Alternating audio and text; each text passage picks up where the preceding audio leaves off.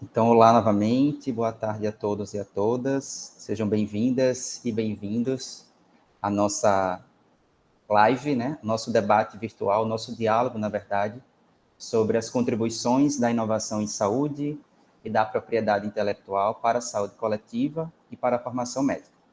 Então, essa ação de extensão, caracterizada como uma live ou como uma reunião virtual nesse momento, ela integra, né, um rol de atividades e de objetivos do projeto Saúde Coletiva na Teoria e Prática, Desafios e Possibilidades para o Internato em Saúde Coletiva para o curso de Medicina, que é caracterizado como um projeto de apoio à melhoria na qualidade do ensino de graduação aqui da UFRN.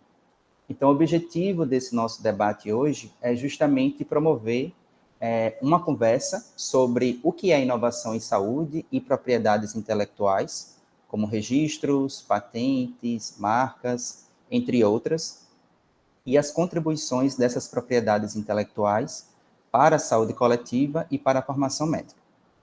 Para tentar alcançar esse objetivo, né, para de fato estabelecer esse diálogo, a gente vai partir de algumas questões norteadoras, como, por exemplo, o que é inovação em saúde, o que é propriedade intelectual, quais são os tipos de propriedades intelectuais, como registrar uma propriedade intelectual e quais são as contribuições da inovação em saúde para a saúde coletiva e para a formação médica.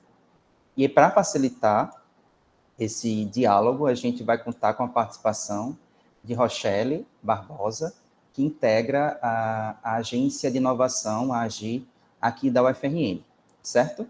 E aí, para me apresentar, né, eu esqueci desse detalhe, eu sou Rafael, eu sou um dos professores do Internato em Saúde Coletiva e vou estar aqui nesse momento mediando essa exposição dialogada, essa roda de conversa virtual.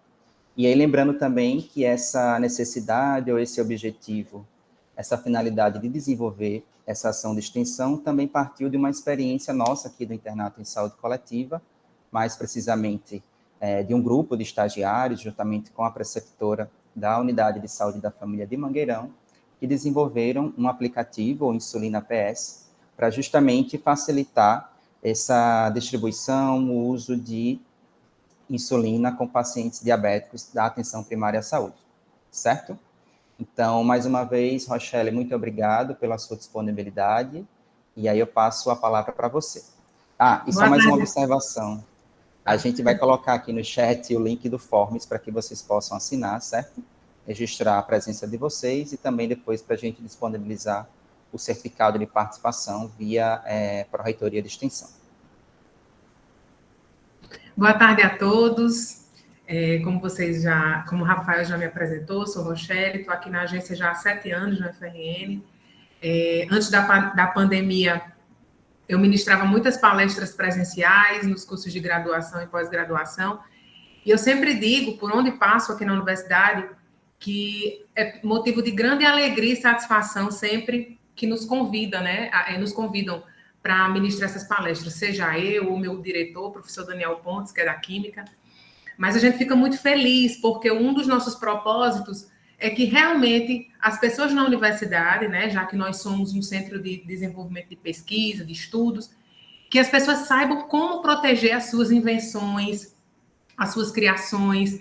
Então, a agência fica muito lisonjeada com esse convite, muito obrigada pela participação de todos, e vamos aqui começar a explanação. Só um instantinho, deixa eu compartilhar aqui com vocês.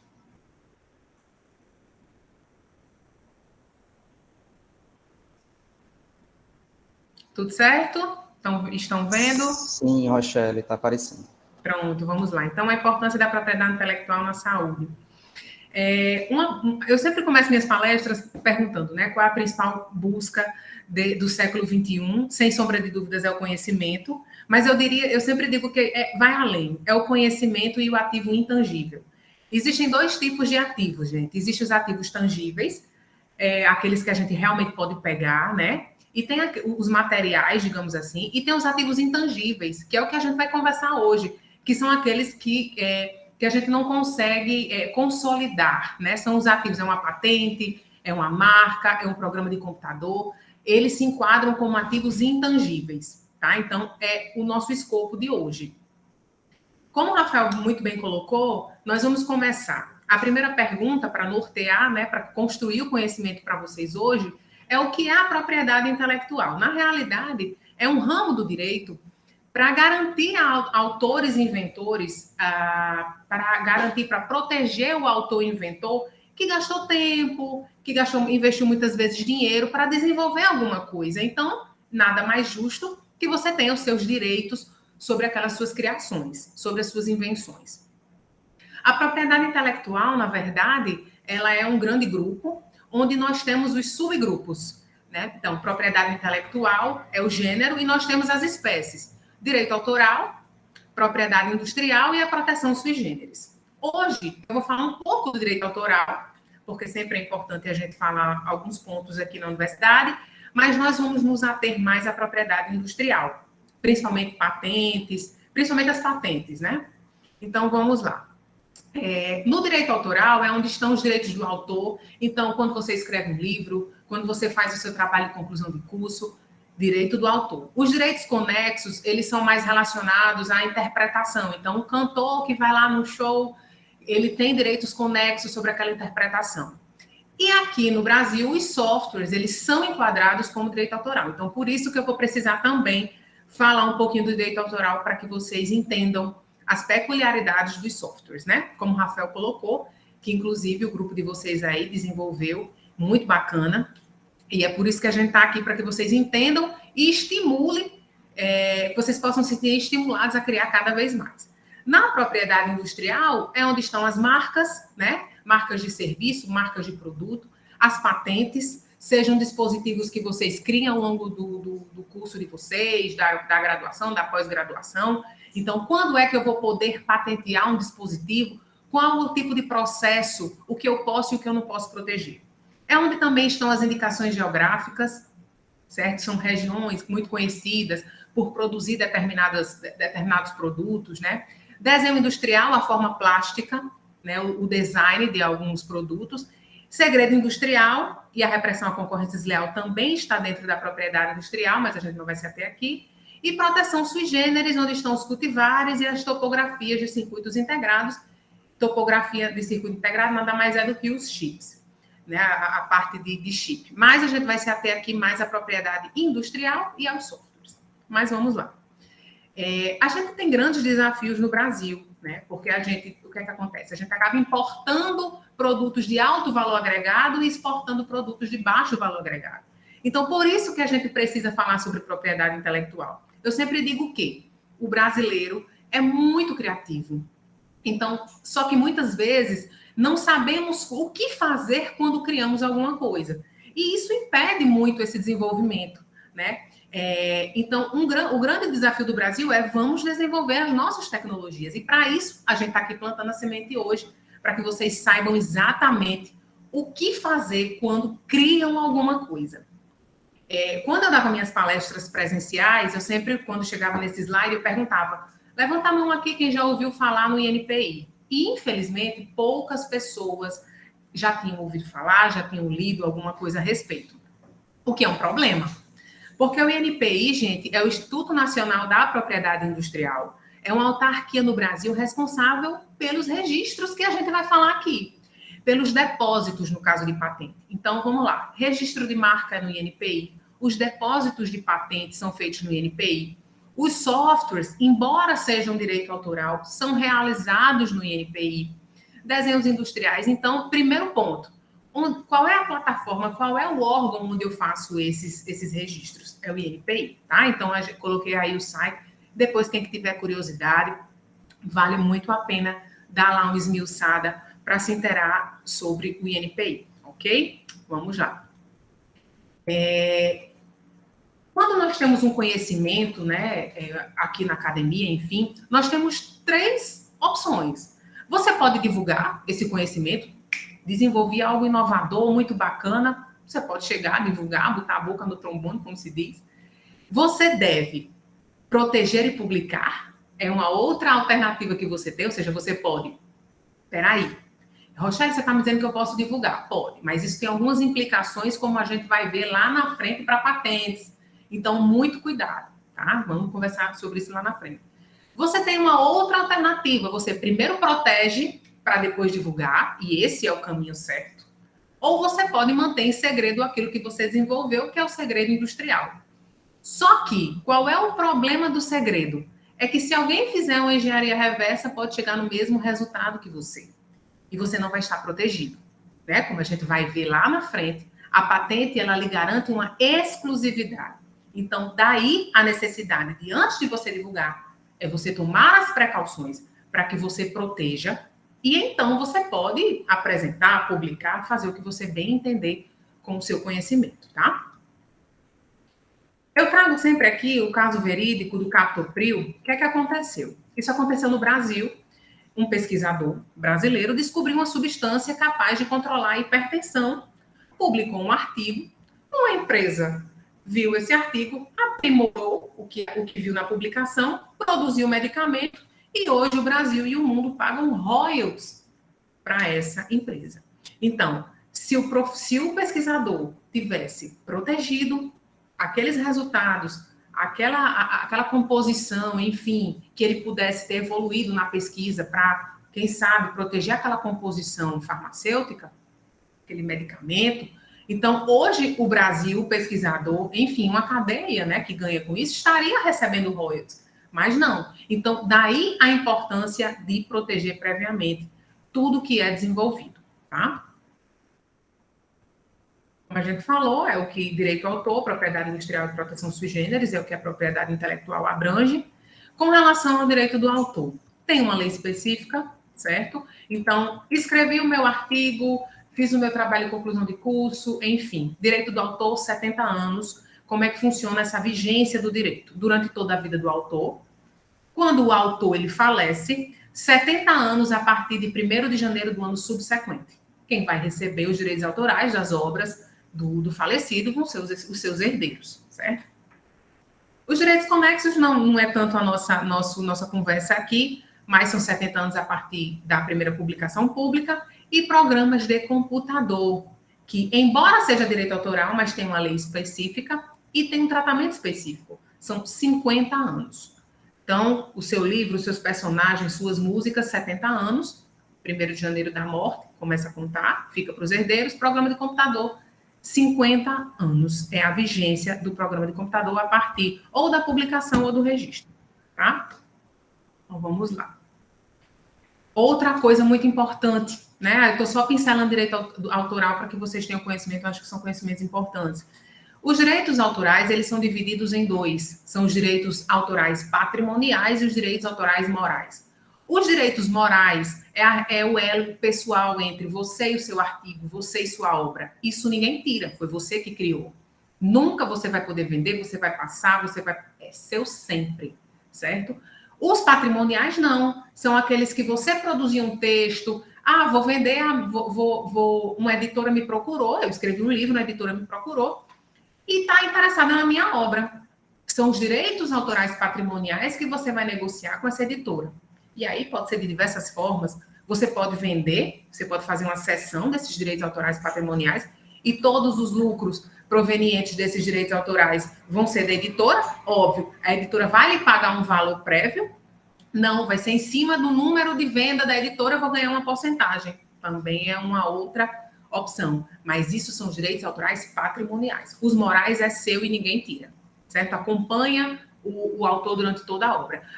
Eu repassei para a editora e a editora fez várias alterações esdrúxulas no meu texto. Como você tem um direito autoral moral, você pode se opor a essas alterações que você não concorda. Então, é esse o elo entre o autor e a sua obra, tá? Só para dar uma pincelada para que vocês possam entender. Vamos adentrar no programa de computador. Tem uma lei específica que versa sobre o programa de computador. Por que o programa de computador aqui no Brasil entrou como direito autoral? Porque eu não sei se vocês já viram, mas o programa de computador, ele tem um código-fonte, né? Várias letras, vários números ali que vão formar ali aquele código-fonte. Então, é aquela parte escrita que é protegida, né? O titular de um programa de computador, ele pode ser uma pessoa física ou jurídica. Por exemplo, no caso da UFRN, todos os programas de computador desenvolvidos pelos seus alunos ou professores, enfim, a titularidade é da universidade. Então, o titular vai ser uma pessoa jurídica.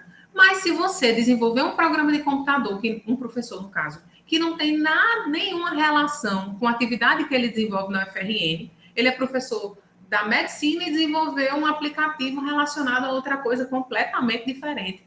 Ele pode ser titular como pessoa física. Tá? Então, só para que vocês saibam, protege o código-fonte. Um programa de computador com relação à patente, geralmente ele é patenteado quando ele é embarcado, ou seja, você tem um hardware que só funciona com software, certo? Com relação à autoria de um programa de computador, aí sim, só pessoas físicas, porque pessoas jurídicas, a pessoa jurídica não cria nada, né? Só a pessoa física. Então, os autores são pessoas físicas ou uma pessoa física ou um grupo delas. E como eu falei para vocês, duração de 50 anos e validade internacional. E aqui é um ponto muito interessante. O direito autoral, ele tem um comportamento diferente da propriedade industrial. Porque o direito do autor, se você escrever um artigo, se você publica, mesmo que você não tenha publicado a sua obra, você já tem, desde que você fixe, como a lei diz, o Rochelio quer fixar, é você colocar em algum dispositivo, em algum meio. Botei no meu e-mail, botei no meu computador, coloquei no meu celular a minha criação, enfim, você já fixou a obra, você já tem direito autoral sobre aquela obra, tá? Posso registrar ou não a minha obra de direito autoral. O interessante do registro é porque você tem mais uma comprovação, né? Um documento emitido por um órgão realmente que fica formalizado aquele seu direito autoral, mas a partir do momento que você publicou, ali você já tem várias provas da sua criação.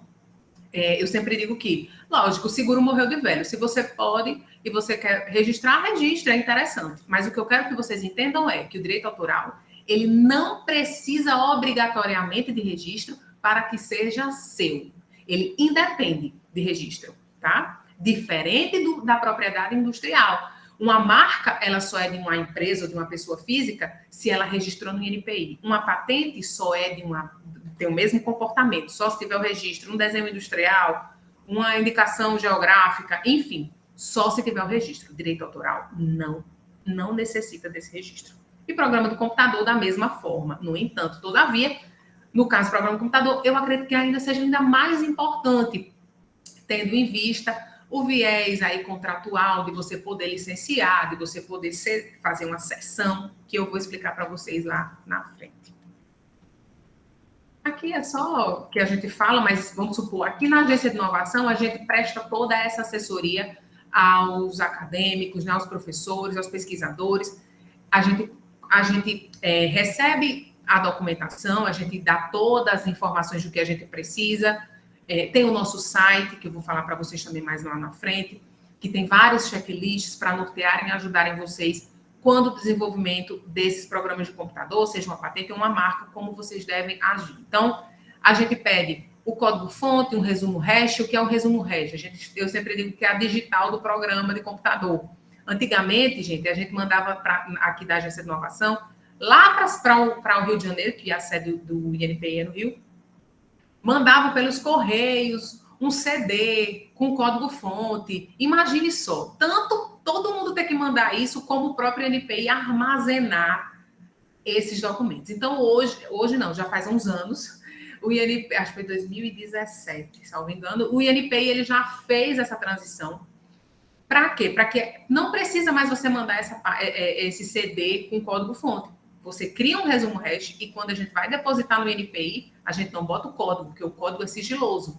A gente bota esse resumo hash, que é um código que você cria a partir desse código-fonte, certo? Então, a sequência numérica. E a gente, quando vai fazer o depósito, a gente usa esse resumo hash. A gente também precisa tipo de programa e campo de aplicação, são informações que o INPI precisa. Ele dá 2 listas, né, um rol de tipos de programas e campos de aplicação para que você indique o que se adequa ao seu programa. E, enfim, a gente também manda isso quando vai protocolar.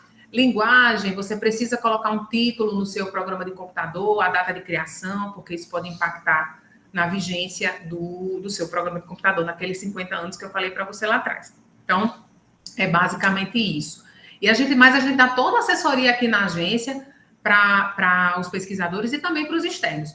Qual é a diferença? Para os pesquisadores, a gente dá assistência e faz. Protocola no INPI, quem custeia todo esse processo é a universidade. No caso de um externo, a gente dá as orientações, mas a gente não faz, não custeia, tá certo? Exatamente porque, como eu falei, esses que vêm dos acadêmicos, dos pesquisadores, a titularidade é da UFRN. Vocês entram como autores, tá? Mas a titularidade é da UF, mas calma, não fiquem tristes. Se vocês desenvolveram softwares, no caso de licenciamento, vocês têm sim uma parte de royalties. E lá para o final da apresentação, eu vou explicar para vocês como tudo acontece. Falamos de direito autoral, vou entrar agora na propriedade industrial, que eu sei que vocês estão com muita vontade de ouvir falar sobre as patentes. Então, nós temos as patentes, as marcas, os desenhos industriais. Eu vou falar mais de patente para vocês, que eu sei que é vocês têm mais interesse em ouvir, mas também vou pincelar nesses que estão em amarelinho aí, porque eu acho que é muito importante ter esse conhecimento, tá? Por que patentear, gente? Vamos lá. Para proteger, para ter exclusividade. A grande sacada da proteção é a exclusividade. Como eu falei lá atrás, você pode guardar o segredo, mas você não vai estar protegido, né? Então, se alguém chegar no mesmo resultado que você, ele vai poder comercializar e não vai ter que lhe pedir nenhum tipo de autorização. No entanto, todavia, se você tem a patente, você tem esse ativo de sua titularidade, se João quiser explorar comercialmente, usar, ele vai ter que pedir, ei, ó, eu estou querendo usar, vamos lá, quanto é que custa para eu usar isso? Eu queria licenciar, eu queria comprar, eu queria uma sessão para a minha empresa. O que eu devo fazer? Então, o criador, ele vai ter direito a royalties a partir do momento que ele tem esse direito de exclusividade, tá? Então, é assim que funciona. Conceitos importantes. Eu escuto muita gente vem e diz assim, Rochelle, eu tive uma grande ideia. Eu posso patentear uma ideia? No Brasil, você não pode patentear ideias, porque ideias são apenas representações mentais. Você pode patentear o quê? Invenções. E aí você pode me perguntar, e qual é a diferença de uma ideia e de uma invenção? Tem muita diferença. Conceitualmente tem muita diferença, muito embora pareçam coisas muito próximas. A grande questão é que a ideia, ela é algo muito vaga. Você teve uma ideia, eu tive uma ideia, eu vou desenvolver um dispositivo para medir aquilo ali. Então, você teve só uma ideia, uma mera ideia. Se alguém chegar e perguntar, ok, como é que vai funcionar? Quais são as dimensões? Qual é o material que você vai usar? Como é que vai ser o funcionamento dele? Como é que vai ser o fornecimento de energia para esse dispositivo? Você não vai saber, porque foi só uma ideia que passou na sua cabeça. E, Rochelle, a diferença para a invenção é porque a invenção você já teve um amadurecimento tão grande da ideia que você já consegue dar os pormenores daquele dispositivo. Então, eu sei exatamente como vai funcionar. Eu sei todas as características, eu sei todo o funcionamento, dimensão, melhor material. Eu sei dizer para Rafael como ele vai fazer para um negócio dar certo. Então, essa é a grande diferença, tá? Outro ponto importante, descobertas, elas não são patenteadas. Acontece muitas vezes aqui de chegarem, a gente quer patentear esse extrato de uma determinada planta. Ora, a planta está disponível na natureza, você só tirou o extrato, você não vai poder proteger isso. Você não vai poder, porque é da natureza. Agora, se eu peguei esse extrato e eu fiz uma composição farmacêutica, fiz um medicamento, enfim, criei alguma coisa com aquilo ali que vai me trazer uma evolução técnica, um avanço, vai resolver um problema, aí você tem uma invenção e você pode e deve patentear, tá? A inovação é uma criação de uma coisa até então inexistente e que vai para a sociedade de alguma forma. Então, a inovação na saúde é extremamente importante porque você vai criar coisas novas, resolver problemas técnicos da sociedade, beneficiar a coletividade. Isso é o mais bonito da inovação. Criei e reverti em prol de uma coletividade. Alguém vai se beneficiar, alguém vai ser muito bom para uma coletividade. Então, é disso que a gente está falando, principalmente na área de vocês. Então, assim, é uma responsabilidade muito grande, porque eu sempre digo que quem cria é quem está ali no dia a dia lidando com alguma coisa e que você vai ver uma dificuldade em alguma coisa. eu estou fazendo um método, estou fazendo aqui um procedimento. Peraí, mas e se eu pegasse isso aqui, juntasse com aquilo, eu acho que eu otimizaria o meu tempo. Eu acho que eu resolveria um problema, talvez não fosse tão invasivo esse procedimento. E aí, a partir de uma ideia, você cria uma inovação, você cria uma tecnologia. E é disso aqui que a gente está falando, tá, gente? Então, vamos lá. Aqui são só alguns conceitos de inovação, a distribuição criativa, transformar teses em nota fiscal. E com relação a essa transformar tese em nota fiscal, vamos lá. Às vezes, a gente tem uma mentalidade de que a pesquisa, ela é pesquisa pela pesquisa. É bacana? Bacana. Mas o mais bacana mesmo é quando isso vem para cá, o inventor traz aqui para a agência de inovação. A gente cria uma patente, a universidade, como titular, vai reverter isso para uma empresa, vai licenciar para uma empresa que vai reverter para a sociedade, mediante o recebimento de royalties, que vai alimentar toda essa cadeia de mais pesquisas, porque se o dinheiro que vai ficar na universidade vai para os inventores e para os autores, então tudo isso vai funcionando. Então, não adianta fazer uma patente para deixar numa gaveta. O nosso grande desafio é fazer tanto chegar na sociedade, como realmente reverter para que a universidade tenha mais receita para mais pesquisas, tá? Então, é isso. Vamos aos tipos de patentes. Nós temos 2 tipos de patentes. Nós temos as patentes de invenção e nós temos os modelos de utilidade. A patente de invenção, ela é resultante de um exercício da capacidade de criação do homem, produz um efeito técnico novo em determinada área tecnológica. Pode ser produto ou processo. Então, a patente de invenção se atentem a isso. Produto ou processo. Eu criei um dispositivo qualquer, na área médica, por exemplo, na área da saúde, ou criei um processo de obtenção de alguma coisa. A gente vai ver lá na frente que métodos, a depender do tipo do método, vamos supor, um método cirúrgico, por exemplo, ele não é patenteado, tá? Ele não pode ser protegido. O processo que a gente fala aqui é, por exemplo, é um processo da indústria química, vamos supor, que ao final, digamos que aquela indústria gastava muito tempo e muito dinheiro para obter um resultado, um produto final, e agora você criou um processo inovador que você otimiza isso, tem o mesmo produto num processo muito mais otimizado, e isso pode se patentear.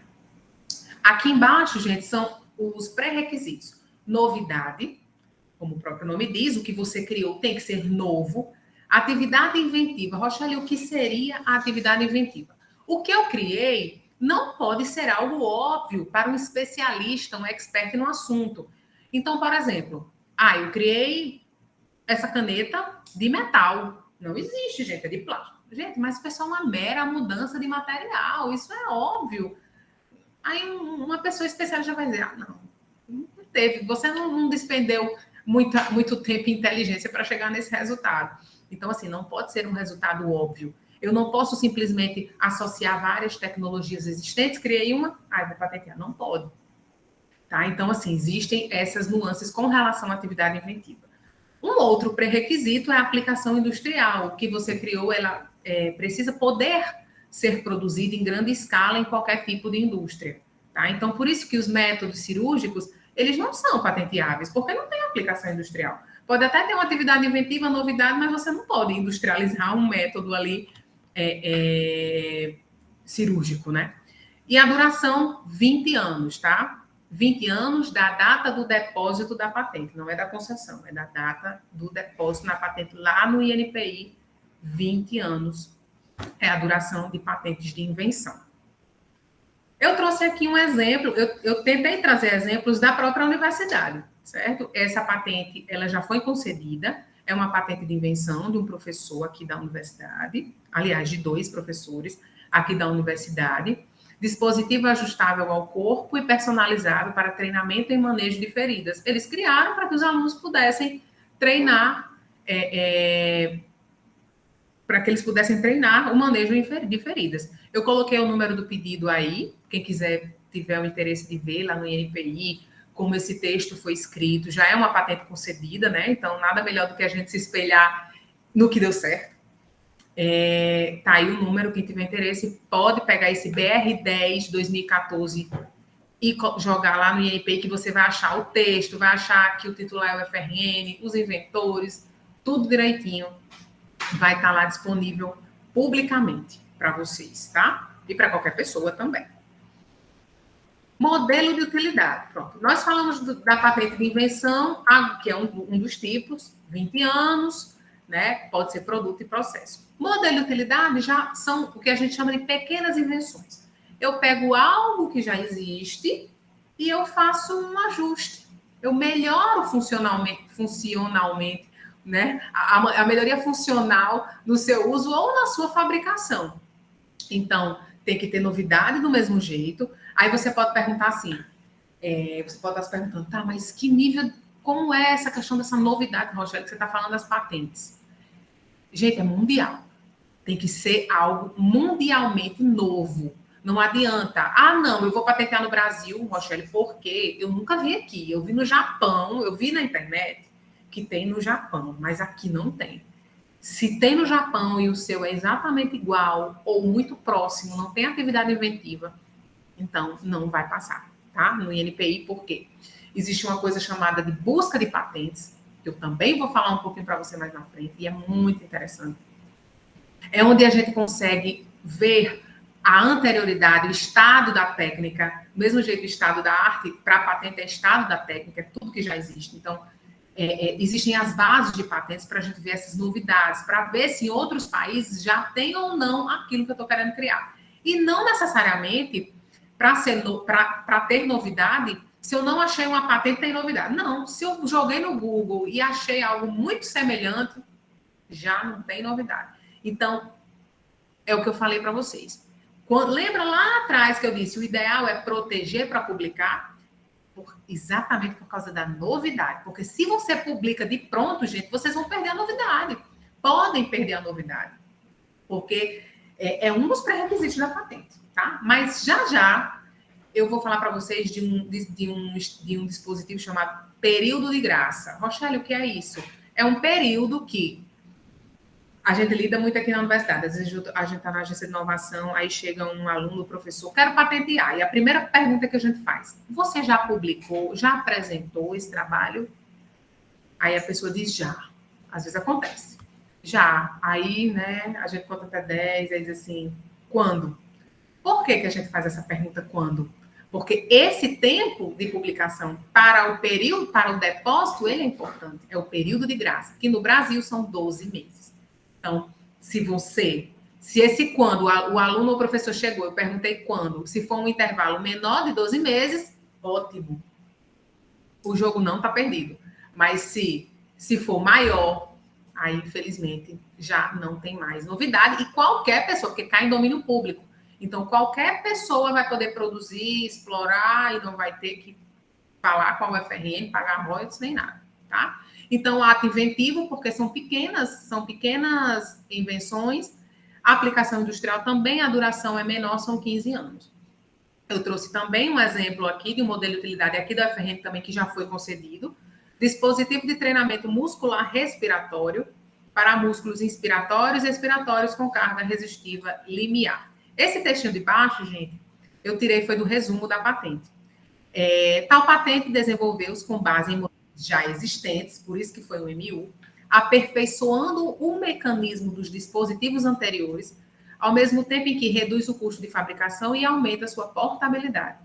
Esse modelo faz uso de mais de uma mola para aplicar cargas resistivas às válvulas, tornando o ajuste da intensidade da carga mais preciso, ao mesmo tempo em que reduz o volume do dispositivo. Também é proposta a possibilidade de reaproveitar o dispositivo para outros pacientes, fazendo totalmente desmontável para higienização e manutenção. Ou seja, esses inventores, eles pegaram um dispositivo que já existia e eles pensaram, nossa, se eu fizer esse ajuste, botar mais uma mola, eu vou ter resultados muito melhores. E patente, gente, nada mais é do que resolver problemas técnicos. Se você resolve um problema técnico de uma forma inovadora, se o dispositivo não existia, você criou o PI, eu melhorei algo que já está no mercado disponível, aí é modelo de utilidade, tá? Então, basicamente isso. Deixa eu ver aqui, se Rafael falando comigo. Ok. Não se considera invenção. contra a segurança, substâncias resultantes de modificação do núcleo atômico, teorias científicas, métodos matemáticos, obras literárias e regras de jogo, que aí já seria obra literária, direito autoral, regra de jogo nem direito autoral é, programas de computador em si, técnicas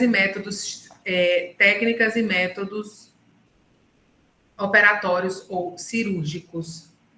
Rafael, você está me dizendo que tem 2 perguntas, né? Se você quiser, pode fazer. Tranquilo.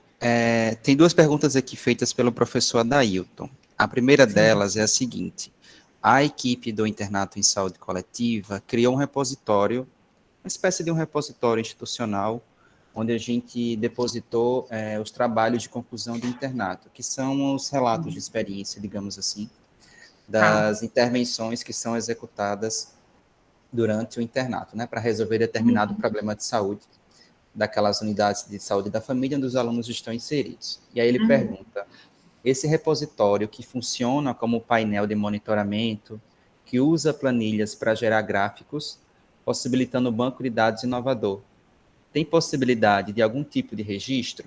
Se sim, qual? Entendi. Vamos lá. Seria uma espécie de programa de computador onde vocês colocam todas essas informações?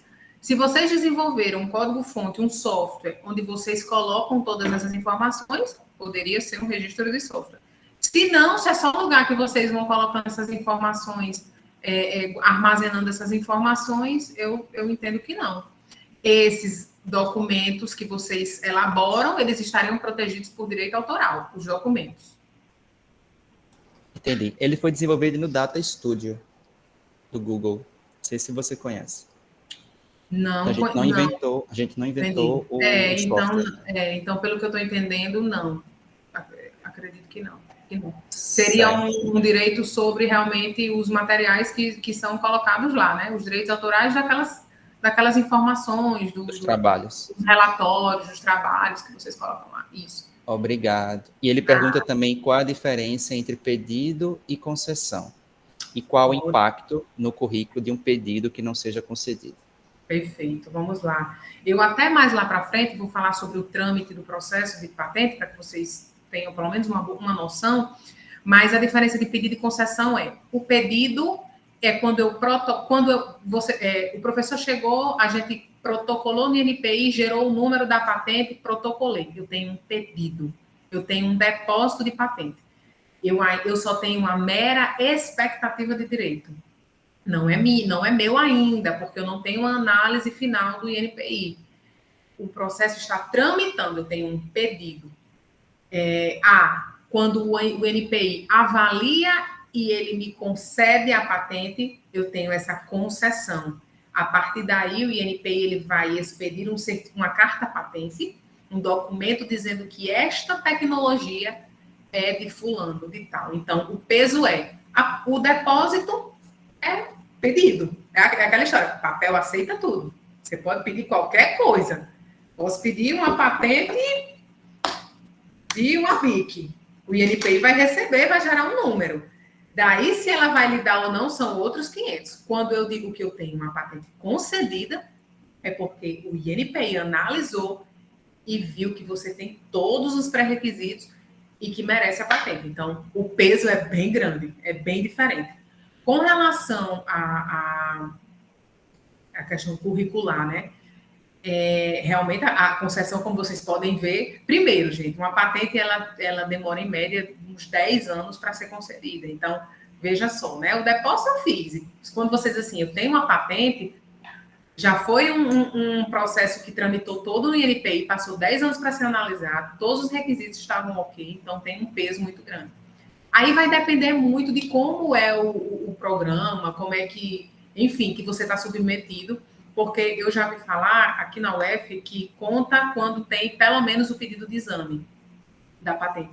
Agora, quando você tem uma patente concedida, aí é o melhor dos mundos, certo? Então, é um peso bem maior. Obrigado, Rochelle. Nada. Exemplos patenteáveis na biotecnologia, clonagem de genes, processos de fabricação de medicamentos, as próprias composições farmacêuticas, né? Aqui a farmácia é bem ativa aqui nas patentes, aqui na UF.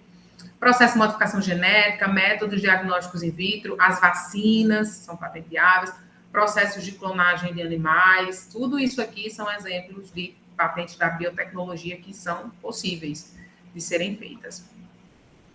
Vamos lá. Eu falei para vocês da novidade, né? A questão do pré-requisito novidade. Essas aqui, gente, são algumas das bases que nós utilizamos na agência de inovação para ver essa anterioridade, para ver, peraí, o professor está querendo isso, será que já não existe algo muito semelhante ou igual? Então, nós temos uma equipe de bolsistas que trabalha com essas buscas de anterioridade. Então, quando o professor traz o texto de patente aqui, a gente repassa para essa equipe, porque eles vão fazer os laudos de busca. Eles vão fazer nessas bases e tantas outras, essas buscas para ver se realmente tem novidade. Lá no INPI, quando eles veem que a titularidade é de uma universidade, primeira coisa que eles vão ver é o Lattes. Por quê? Exatamente para ver se aquele professor já não apresentou um congresso, já não publicou um artigo sobre tecnologia. Porque aí, sumariamente, dependendo do prazo, do período de graça, né, já cai por terra, tá? Então, aqui já aconteceu, inclusive, isso. Então, tá aí, quem tiver a curiosidade de ver essas bases patentárias, fica à vontade. Tá? Estado da técnica. Isso a gente já conversou, no Brasil são 12 meses, certo? Então, se você, da data que você dá publicidade, você tem o período de 12 meses. Se em até 12 meses você dá entrada nesse pedido, você está protegido, ainda tem novidade. Depois disso, infelizmente, cai em domínio público e qualquer pessoa vai poder usar, comercializar, como a gente conversou antes. A patente, ela é um documento formal, né, que tem alguns requisitos para sua construção. Ele é dividido em relatório descritivo, que, como o próprio nome diz, é a parte onde você vai descrever a sua tecnologia. Nesse relatório descritivo, você vai falar o que já existe dentro daquela área de conhecimento, daquela demanda, né? O que é que já existe no mercado, isso. Aí você vai trazer a sua. Por que o seu tem avanço técnico? Por que o seu tá... o que é que o seu traz de novo? Avançou como? Quais os problemas que você está resolvendo tecnicamente com aquela sua invenção, né? É onde você vai detalhar tudo, é onde eu sempre digo, onde você vai vender seu peixe para que o examinador ele diga, realmente essa patente merece ser concedida. No relatório descritivo, a gente faz também o contraponto das tecnologias, como eu estou dizendo, que existem, existe isso, a minha faz isso, melhora isso, diminui o custo disso, otimiza o processo nisso. Então, assim, é no relatório descritivo que você vai contar toda a sua historinha. As reivindicações é a segunda parte da patente. Lá, você só vai se ater ao que você criou estritamente. É o que você quer proteger, que você de fato desenvolveu. Então, o que eu coloco na minha reivindicação, a partir do momento que minha patente é concedida, o que está naquele escopo da reivindicação é o que é meu. E ninguém tasca, só tasca se com a minha autorização. Os desenhos que vão nortear o examinador dessa patente, para ele ver como é que é. Peraí, uma máquina assim, assim, assado. Então, ele vai ver qual é a configuração daquele dispositivo que você está falando. Sequências biológicas não são todas as patentes, óbvio, só nas patentes que envolvem sequência biológica, então. E o resumo, como o próprio nome diz, é uma parte da patente que você vai falar de uma maneira resumida sobre a sua invenção. Porque quando a gente está fazendo a busca, já pensou, às vezes a gente está fazendo a busca de dispositivo cirúrgico para uma determinada finalidade. Porque o título da patente é muito genérico, você não precisa inovar no título, você precisa inovar no seu dispositivo, mas no título, dispositivo cirúrgico para isso, pode ser isso, o título da sua patente. Então, imagina, botar lá, eu estou fazendo uma busca, aí dispositivo cirúrgico, vai aparecer 40 milhões de resultados. A gente se atém ao resumo. Então, a gente vai olhando ali os resumos para não ter que ler a patente inteira, que tem patentes que são gigantescas. Então, a gente se atém ao resumo, olha lá o resumo, tem tudo a ver com o que eu estou desenvolvendo. Então, não tem novidade, não daria certo. Não, essa patente não tem nada a ver com a minha, vamos para a próxima. E aí vai até fazer esse filtro para realmente você saber se a sua tem novidade ou não, tá? Aqui, ó, como a gente estava falando, Rafael, a pergunta do professor, pedido depositado, quando a gente protocola, é gerado um número no INPI. Então, pedido, se eu digo assim, eu tenho 500 mil pedidos, ok, para mim não diz nada, tá? Agora, se você diz que você tem 50 patentes, aí para mim diz muita coisa. Porque o pedido, como eu falei, você pode depositar tudo. Em tese, vai passar pelos trâmites do INPI. Vai passar 18 meses em sigilo, caso você precise fazer alguma alteração. Mas desde o depósito, você já tem uma expectativa de direito, como eu lhe falei. Se, por exemplo, eu depositei o meu pedido, com pouco tempo eu vi que uma empresa está produzindo aquilo que eu já tenho a patente. Eu vou notificar aquela empresa. Ei, olha só, eu tenho um pedido de patente do INPI. Por hora, eu não vou poder fazer nada com ele, porque eu não tenho uma carta patente. Mas eu notifico. E ali eu já constituo ele em mora. O que significa isso juridicamente? Ó, estou de olho em você. Se amanhã eu tiver essa patente e ele continuar fazendo uso do direito que é meu, eu vou poder ir para cima dele desde a data que eu notifiquei. Você estava ciente do meu pedido e você continuou produzindo indevidamente, porque eu tinha um pedido e eu lhe avisei. Depois dos 18 meses, o pedido é publicado e a gente tem até 36 meses da data do depósito para fazer o pedido de exame. Certo? Então, e tudo isso, gente, aqui é a Agência de Inovação, quem faz todo esse acompanhamento.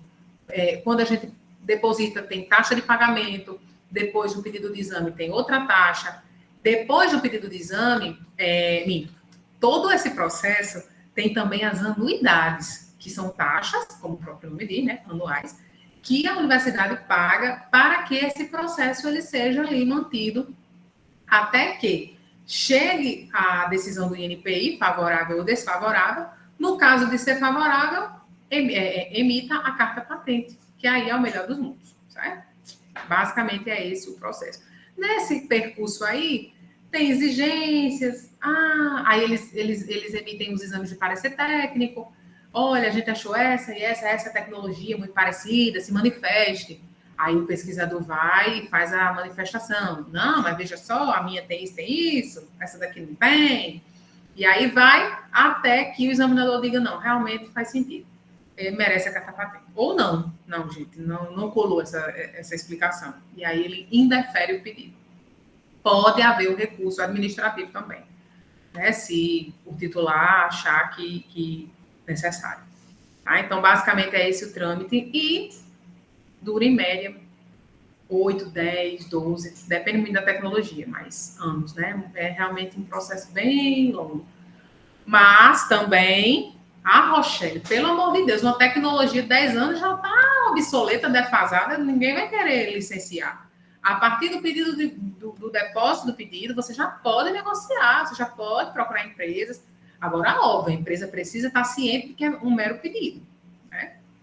Para depois não dar problema, certo? Outra coisa importante que vocês precisam saber: eu dei entrada numa patente no Brasil, eu estou protegido em todos os outros países? Não, não está. Lá no direito autoral, gente, é diferente. Lá, como tem o Tratado de Berna, que muitos países do mundo são signatários, você tem uma proteção num vasto número de países. Com relação à propriedade industrial, patente é diferente. Se eu depositei no Brasil, a minha proteção é no Brasil. Se eu acho que minha tecnologia tem muita expectativa de retorno de lucro nos Estados Unidos, eu tenho que depositar nos Estados Unidos e assim vai. China, Japão, enfim, nos mercados que você estrategicamente acha que são interessantes. Rochelle, como é que eu faço esses pedidos internacionais? Existem duas formas.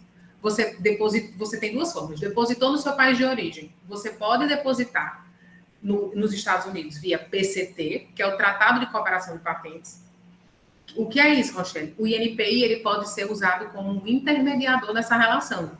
Qual é a vantagem do PCT? Você tem tanto na CUP, da União de Paris, que é essa CUP de cima, você tem 12 meses para depositar em outro país. Então, vamos lá. Depositei hoje uma patente. Tenho interesse nos Estados Unidos. Eu tenho 12 meses para começar, para escolher os países que eu quero depositar via PCT. Tenho 12 meses. Depois desses 12 meses, eu tenho 18 meses, eu ganho 18 meses para poder depositar nos países que eu quiser. Então, depositei, tenho 12 meses para startar esse depósito internacional. Depois, tenho 18 meses para escolher os países que eu tenho interesse. PCT. Então, a vantagem do PCT é esse prazo, esse período mais longo. Na CUP, que é a da União de Paris, Cooperação da União de Paris, são 12 meses, eu não quero via PCT. Então, eu vou lá nos Estados Unidos, contrato um escritório de advocacia, e eu digo, eu quero dar entrada aqui nos Estados Unidos. Aí, é só lá nos Estados Unidos. PCT você pode fazer dentro de um mesmo processo para vários países, tá? Então, basicamente isso. Mas o que importa vocês saberem é que não transcende o Brasil. Você precisa proteger onde você tem interesse, tá? Outra coisa que eu trago um exemplo de carta patente para que vocês vejam o que é uma carta patente, é esse documento aí, bonitinho, que tem o número da patente, depósito, classificação, o título, tá aí, o prazo de validade. Isso é uma carta patente. Antigamente, o INPI, né, lá atrás, nos primórdios, eu nem peguei essa fase ainda. Olha que eu já trabalho com isso há 10 anos. As cartas patentes vinham pelos correios, com timbrado assim, bem bonito, com as fitas da cor da bandeira do Brasil. Hoje, é digital. PDF, quando eles colocam lá no sistema, a gente faz um download e tem a carta patente, tá? Aí, basicamente isso. Alguma dúvida sobre as patentes? Outra coisa, já que a gente está aqui falando sobre a parte da saúde, vamos lá, tem os medicamentos os genéricos, né? Na verdade, os genéricos, por que os genéricos são mais baratos? Vamos lá. Quando aquela formulação, aquela patente daquele medicamento cai em domínio público. Passou os 20 anos, cai em domínio público, obrigatoriamente. E aí, ele vai ser produzido em baixo custo. Então, você vai ter o remédio de referência daquela empresa que foi da empresa que produziu, que criou o remédio. Depois que a patente cai em domínio público, qualquer pessoa, qualquer empresa vai poder produzir aquele medicamento. Então, por isso que o custo é mais baixo. Como é que se diz?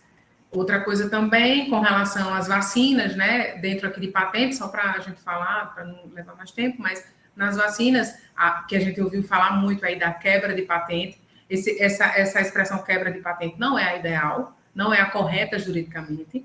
A gente fala em licença compulsória, que está na Lei de Propriedade Industrial, a 9279, que traz as situações onde o governo ele pode chegar lá e dizer, você está abusando, ou então, aqui a gente tem um interesse soberano que a gente precisa quebrar, né? Errado, gente, enfim, fazer a licença compulsória dessa patente.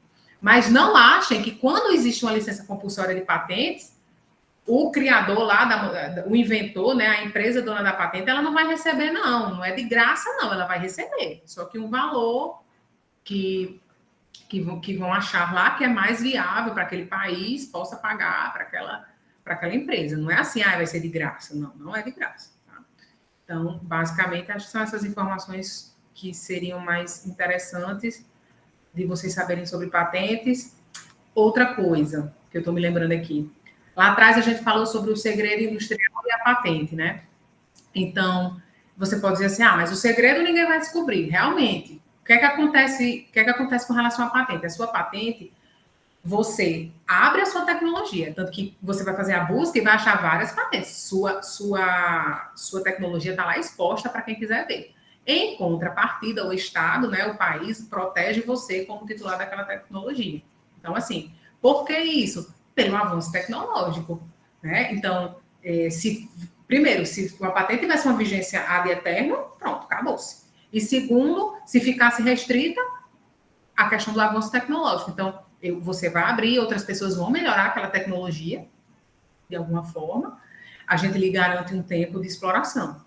E se você não patenteia, tudo bem, você vai estar lá, 7 chaves, em contrapartida, se alguém fizer, você está completamente, o Estado não lhe protege. Tá? Então, basicamente, isso. Alguma dúvida sobre patentes? Nem sei Até o momento, não, Rochelle. Surgiu uma dúvida aqui da professora Bárbara, mas eu não sei se enquadra como patente. E é o seguinte, no semestre passado, um grupo de estudantes fez uma... A gente fala, meu Deus... Existe um questionário que ele é validado, reconhecido internacionalmente, certo? Certo. Para avaliar sobre a questão do uso de álcool. E aí, os estudantes de medicina que passaram pelo internato em saúde coletiva fizeram a tradução desse instrumento, desse questionário, apesar de não ter sido validado transculturalmente. E aí, a dúvida dela era se esse questionário, que foi transcrito, que foi traduzido, na verdade, se ele pode ser registrado Ou como uma não. propriedade intelectual. Não pode. Não. Formulários, questionários, eles não são protegidos nem por direitos autorais. Então, Certo. às vezes o povo fala assim, tem um registro tal. Não. Questionários, formulários, não são, certo? Não são protegidos. Se vocês tiverem a curiosidade, a Lei 9610/98, que é a Lei de Direitos Autorais, ele traz lá falando exatamente o escopo do que não é protegido como direito autoral. E, nesse caso, questionários, formulários não são. Certo? Depois, quem tiver Entendido. interesse, pode dar uma olhadinha lá. Tá bom? Eu acho que patente seria mais ou menos isso.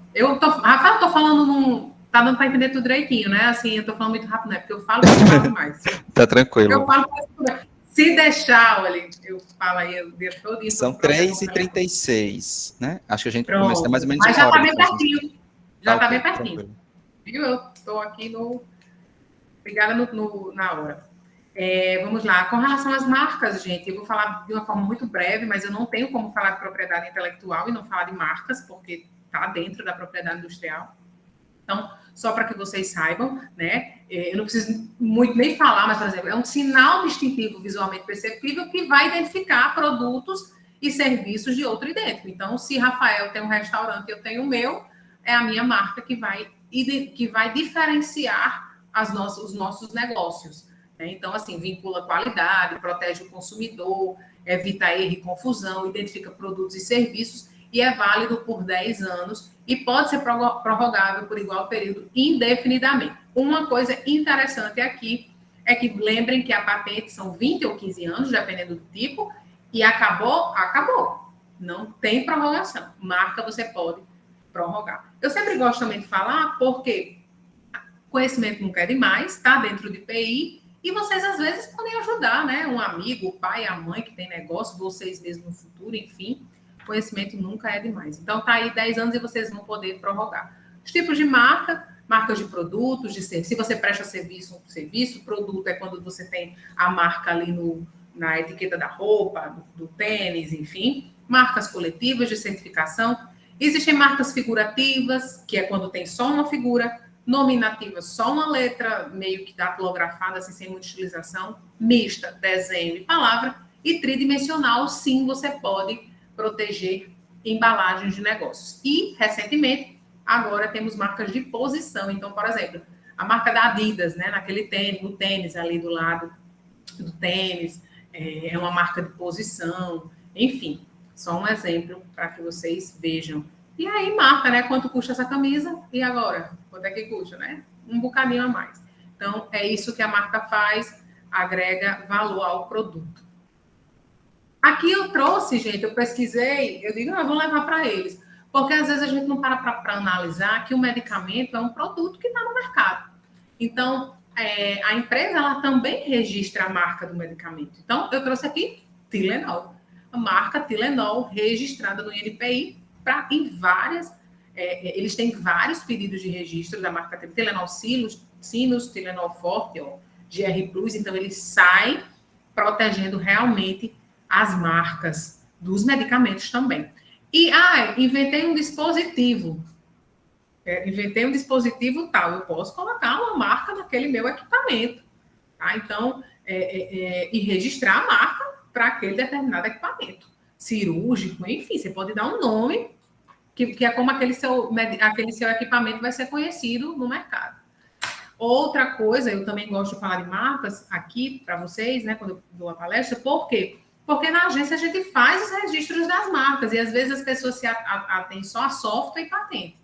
Né? Mas as marcas, se você tem um grupo de estudo, se você faz eventos periódicos na universidade, um laboratório, que vocês já têm um nome, já usam isso aí de alguma forma, vocês podem e devem procurar a agência de inovação para que a gente registre aquele logotipo da marca de vocês, tá? Então, é só procurar a gente que a gente ajuda vocês. Falsificação de marcas é crime, não pode, né? Aqui foi só um exemplo bem... Mas não pode falsificar marca. Desenho industrial, gente, eu vou só pincelar para vocês, mas é a forma, é o design, a forma plástica e ornamental de um objeto. Então, se você criou um dispositivo que tem um design inovador, você pode proteger também esse resultado visual novo e original. Tem validade de até 25 anos, tá? Então, vale 10 anos, você pode prorrogar até 25. É 10, 10 mais 5. Desenhos industriais, tá? E aqui, para fechar, essa imagem é só para dizer o seguinte, que às vezes um dispositivo tem diversos ativos de IPI. Tem software, tem desenho industrial e tem muitas patentes, né? É o caso dos nossos smartphones e tantos outros dispositivos que a gente tem acesso hoje, dentro de um negocinho desse, assim, tem milhares de ativos de IPI. Tem um nome, que é uma marca, tem um software, tem a patente e tem o design, que é o desenho industrial. Então, só para que vocês pensem, né? Assim, vocês tenham esse conhecimento. Para fechar, Rafael, rapidinho aqui, a gente já está acabando nosso encontro. Transferência de tecnologia, eu preciso que vocês saibam que todo proprietário, né, possui todo proprietário de uma tecnologia, como eu falei, vocês podem fazer uma cessão ou uma licença dessa tecnologia para uma outra empresa. Cessão, mais ou menos como venda, você passa a titularidade para outra pessoa. Licença você aluga, ou seja, você recebe royalties periódicos ali, mas você mantém a titularidade. Então, qualquer tecnologia você pode fazer essa cessão e essa licença mediante pagamento de royalties. Tá bom? Então, a gente tem estimulado, né? A gente tem tentado desenvolver como é que eu posso dizer, um ambiente aqui propício para esse tipo de relação. Muitas pessoas não sabem, mas a universidade, ela tem muito interesse nisso. Como eu falei para vocês antes, não adianta ter patentes, softwares na gaveta. A gente tem que levar para a sociedade, beneficiar a sociedade e, óbvio, pesquisa também pode gerar dinheiro para a universidade, certo? Pode e deve gerar para que a gente faça mais e mais pesquisas. É um ecossistema que todo mundo ganha, né? Ganha a universidade, ganha a sociedade, ganha os autores e os inventores, porque recebe parte desses royalties. Na universidade, esse ano a gente trouxe aí a política de inovação, a resolução 05/2022 com CEP, certo? Ela é de julho agora desse ano, então, assim, quem tiver interesse, lá vai ser sobre toda a política de propriedade intelectual da universidade, tá? Como é que funciona essa divisão? Quando a gente vai fazer esses depósitos, a gente tem um checklist que os inventores e os autores falam as porcentagens das participações de vocês naquela invenção, naquela produção.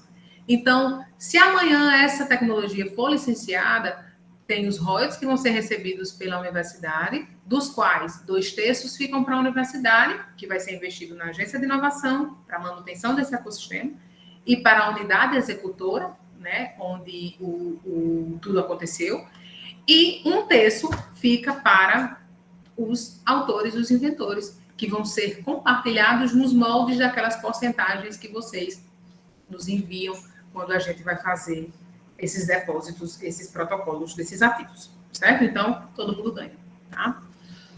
A agência de inovação, para finalizar aqui com chave de ouro para vocês, a gente lida com o que aqui na universidade? Propriedade intelectual, nós auxiliamos os pesquisadores, né? A gente também tem a frente de incubação de empresas e transferência de tecnologia, que é essa parte que eu falei para vocês aí dos ativos, das sessões e das licenças das nossas tecnologias. A gente fica na reitoria, no primeiro andar, pertinho da Propesc. Nós estamos aqui para dar toda essa assistência que vocês precisarem, tirar dúvidas, enfim. Nós temos o nosso site, que vai estar lá no último slide, e onde tem nossos e-mails, nossos telefones de contato, atendimento por WhatsApp. A gente faz tanto reuniões presenciais como por videoconferência, né? Depois da pandemia, a gente melhorou muito esses processos. E hoje, esses são os números da universidade. Nós temos 311 patentes, das quais 54 já foram concedidas. Nós somos, eu acho que Norte e Nordeste é a universidade com mais cartas patentes. Programas de computador 309, nós temos 83 marcas. Programas de computador, como o INPI ele é um mero cartório, ele não analisa diferente de patente, desenho industrial e marca, o INPI ele só recebe e ele emite o certificado. Então, 309 programas de computadores depositados, 309 que já tem concessão de registro. Tá? E aqui 83 marcas que a gente tem de eventos, como eu falei para vocês, laboratórios, enfim, grupos de estudo. Foi o que eu falei já, que a gente já conversou sobre essa parceria da empresa da universidade. Eu sempre gosto de frisar, porque muita gente não sabe que isso pode acontecer. As empresas elas podem procurar a universidade para resolver os seus problemas, para desenvolver novas tecnologias conjuntamente, ou pegar na nossa vitrine tecnológica, no nosso site, as tecnologias disponíveis para licenciamento. Está lá, uma empresa que você sabe de um familiar seu que gosta de inovação, tem interesse em qualquer área da universidade, tem lá as nossas patentes, estão lá aptas para serem licenciadas, tá certo? E como eu falei para vocês, todo o ecossistema ganha. E aqui, como eu prometi, nosso e-mail, nosso site, e é isto, basicamente. Ai, meu Deus, salva. Obrigado, Rochelle, pela sua apresentação muito esclarecedora e também muito motivadora para nos inspirar a desenvolver e, quem sabe, registrar outras intervenções, outras tecnologias que venham a ser desenvolvidas no internato em saúde coletiva. E tem mais uma perguntinha aqui do professor Adailton. Deixa eu só rolar aqui. Ele faz o seguinte comentário. Atualmente, o uso de softwares é muito reduzido, sendo que muitas funcionalidades atualmente são totalmente via web. Exemplo, antes precisávamos de um programa para transformar o Word em PDF, e hoje isso se faz online. Antes, para retirar o fundo de uma foto, precisávamos de um programa, e hoje os sites fazem isso. Afinal, sites com funcionalidades específicas são passíveis de registro? São. Existem dois tipos de site, né? Existe aquele site que você entra e só traz, e tem um design muito bonito, tem a marca, enfim, lá do negócio, com as suas com informações, enfim. Esse site, basicamente, que só traz informações sem funcionalidades, ele é protegido por direitos autorais, ok? Com relação a esse outro site, ao site lógico que ele está falando, sim, é um software que tem ali. Aquele software que tem naquela base, ele é protegido, sim, ele pode ser protegido. O software, né? Como é que eu posso dizer? Aquele aplicativo, aquele programa de computador que está dentro como uma funcionalidade do site. Sim, ele pode ser protegido como programa de computador, como software. Compreendido. Não temos mais perguntas, então a gente pode encerrar. E mais uma vez eu agradeço muito em nome da equipe do Internato em Saúde Coletiva, pela sua disponibilidade, pelas suas explicações, por nos apresentar também o que é agir e as possibilidades que nós temos de inovar, em especial na saúde coletiva, e também contribuir, né, com a formação de futuros e futuras médicos e médicas para tentar responder ou mitigar alguns problemas sociais e, de fato, cumprir o papel social da universidade, contribuindo também com a inovação tecnológica na área da saúde. É isso, gente. E também para quem futuramente venha, né, assistir essa gravação no canal da AGI no YouTube.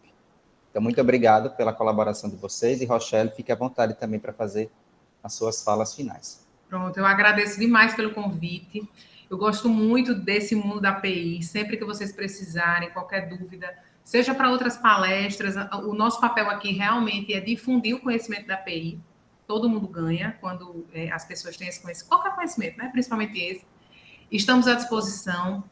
Sempre é uma honra ministrar palestras como essa. E contem com a gente. Sejam os alunos para tirar dúvidas. É só nos procurar, estamos aqui para isso, seja, enfim, os professores, para que a gente possa fazer cada vez mais esse trabalho de conscientização na universidade. Muito obrigada pelo convite. Obrigado, é isso, gente. Tchau, tchau. Bom restinho de sexta-feira para vocês e até a próxima. Até a próxima.